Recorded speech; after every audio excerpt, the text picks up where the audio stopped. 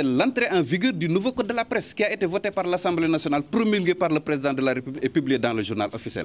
À ce jour, il ne reste que l'application des décrets d'application et des arrêtés ministériels pour que l'application devienne effective. Tout a été fait, tout le travail a été fait. Le ministère de la Communication a été en phase avec toutes les organisations de la presse pour voir dans quelle mesure procéder à la rédaction de tous les décrets d'application et les textes d'application d'une manière générale.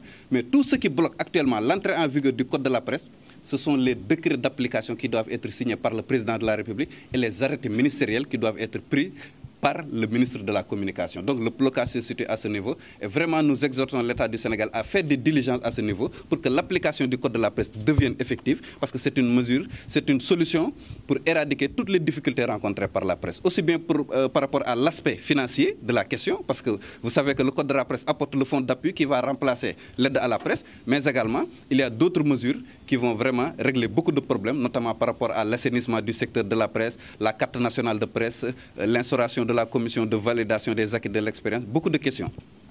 L'autre aspect de la question, c'est la convention collective également. Parce qu'il faut préciser que, et tous les journalistes doivent savoir que le code de la presse règle le problème de l'assainissement, mais le code de la presse ne règle pas le problème de la revalorisation salariale. Les questions de salaire ne sont pas réglées par le code de la presse.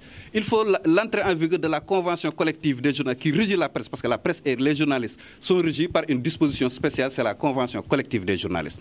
Il y a une rencontre qui est prévue pour le 14 octobre prochain. Ce sera une rencontre, la dernière rencontre entre les acteurs concernés par la question et la tutelle.